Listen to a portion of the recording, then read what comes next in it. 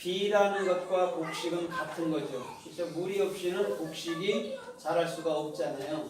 그래서 오늘은 소나기라는 라비브에 대해서 말씀을 좀 증거해 볼까 합니다. 라비브는 레시부터 나가죠. 레시. 그 다음에 바부, 요드, 바부. 그래서 바부가 상수로 들어가 있는데 바부는 뭐였어요? 베이트는 뭐였어요? 집이라 했죠. 집. 쌍수로 들어가 있잖아요. 집이 두 개가 들어가 있단 말이에요. 그런데 오늘 레시는 뭐냐면 그리스도의 머리로, 그리스도로 잉태되는 거예요. 어디에? 저와 여러분들 마음 속에. 베이트, 집 안에 그리스도가 머리로 잉태된단 말이에요. 그래서 아이들도 물같이 생겼는데 머리가 생겨나고 눈이 생겨나고 그러잖아요. 그죠? 그래서 머리를 가리켜 말할 때 사람이라고 얘기하는 거예요. 7개의 그 구멍을 가진 얼꼴을 가리켜 말할 때 사람이라고 얘기하는 거예요. 그 다음에 요드는 그 그리스도로 말미암아 이제는 예수화를 증거하는 거죠. 요드는 10번째 것을 넘겨주는 거잖아요. 우리가 타로점 친다는 게 요드예요. 타로점 치고 점 친다 할 때가 요드예요. 10번째 것. 그래서 누구도 요셉도 내가 점 잘 치는 것을 알지 못하나이까 이렇게 말하죠. 창세기에 써있어. 그래서 요드를 넘겨줬다는 거예요. 누가? 요셉이가. 그 다음에 맨 마지막으로 베이트가 또 한 번 나오잖아요. 그건 뭐냐면 우리 모두에게 또한 집을 만들어 주는 거예요. 내가 집이 됐잖아요. 베이트 전반부에. 그 다음에 후에 나온 베이트는 모든 사람에게 베이트라는 집, 그리스도가 머리가 되는 그 집을 만들어 주는 것. 그게 라비브, 오늘 소나기라는 의미예요. 이걸 단비라고도 해석해 놨어요.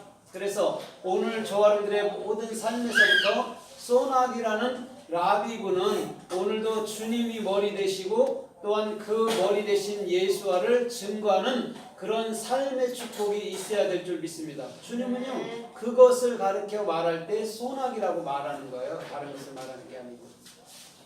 그러면 소나기라는 라비브가 어떻게 쓰였는지 우리 좀 살펴보면서 은혜를 받아보도록 하겠습니다. 신명기서 32장 2절에 보면 하나님의 교리는 내리는 뭐라고 그래요? 이슬 같고 맺히는 이슬이요 이렇게 얘기하고, 또한 하나님의 단비 소나기는 어떻게 한다고 그래요?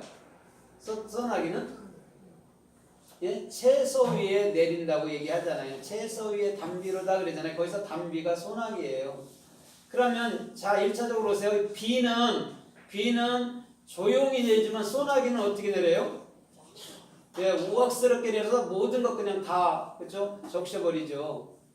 그래서 이 소나기는 반드시 이 땅에 내리는데 그 땅은 여러분들 마음 땅이라는 거예요. 그래서 땅과 하늘 하면은 여러분들은 마음을 들여다봐야지 자꾸 저 하늘과 이 땅을 보면 안 된단 말이에요. 이거는 시청각교제고 진짜 주님이 원했던 땅과 하늘은 여러분들 마음속에 있는 거예요. 그래서 땅에서 곡식이 자라잖아요. 하늘에서는 뭐가 날라요?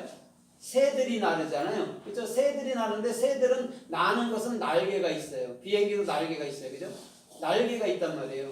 그러면 땅과 하늘의 주인이시고 우리는 그 땅과 하늘 안에서 우리는 살게 되는 자들인 것이죠.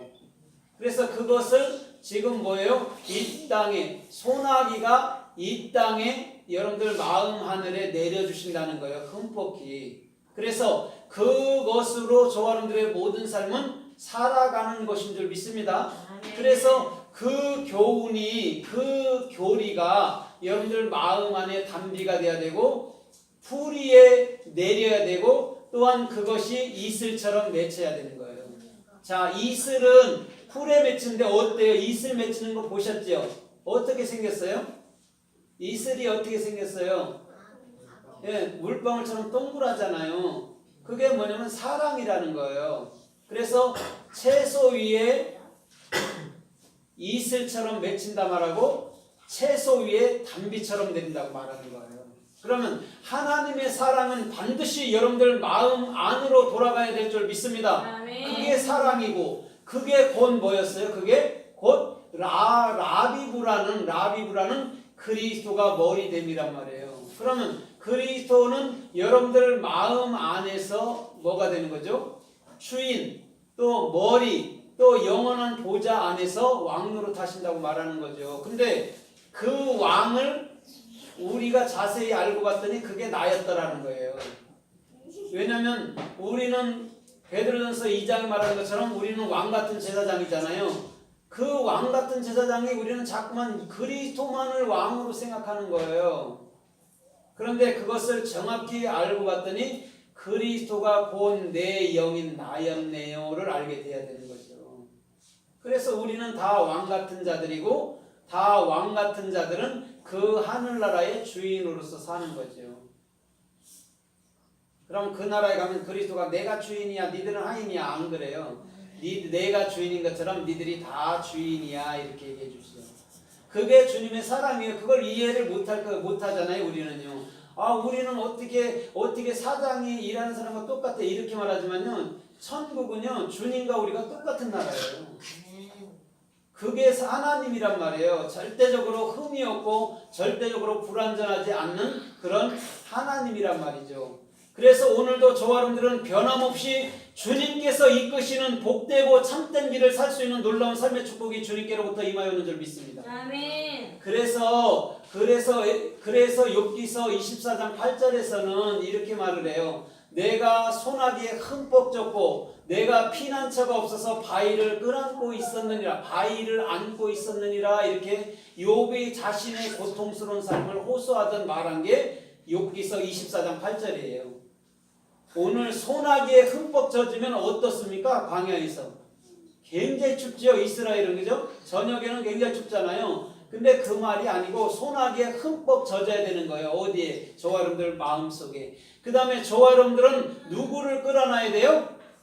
누구를 안고 있어야 돼요? 바위이신 그리스도를 안고 있어야 되는 거예요.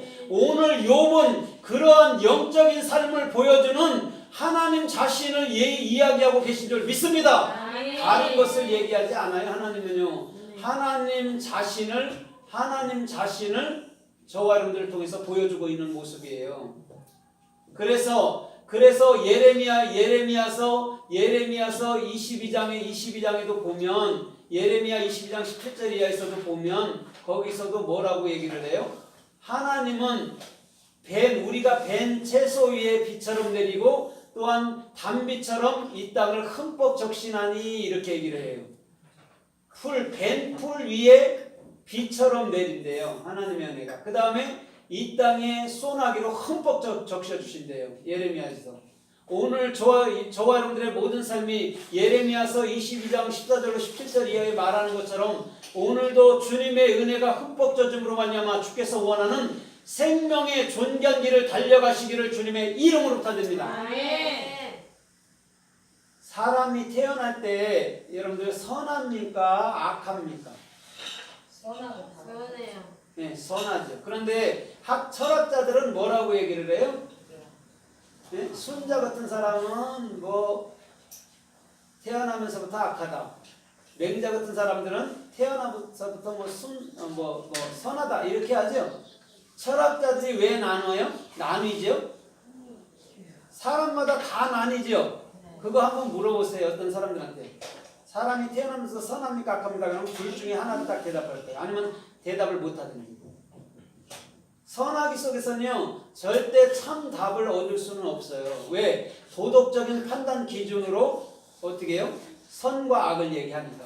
그러면 왜 순자가 사람이 태어나면서부터 악하다 말했을까요? 말하자면 예를 들어서 자기의 경험에 의해서 태어나면서부터 젖꼭지를 물어뜯고 자기 성질에 맞아 울고 막 떼쓰고 하잖아요. 그래서 악하다 얘기한 거고 맹자는 아니다. 선한데 살아가면서 악해지는 거야 이렇게. 근데 도덕적으로 볼 때는 어떤 면에 여러분들 역점을 둔 것 같아요? 도덕적으로 본다면 영적으로 안 보고 악한 게 맞죠. 악한 게.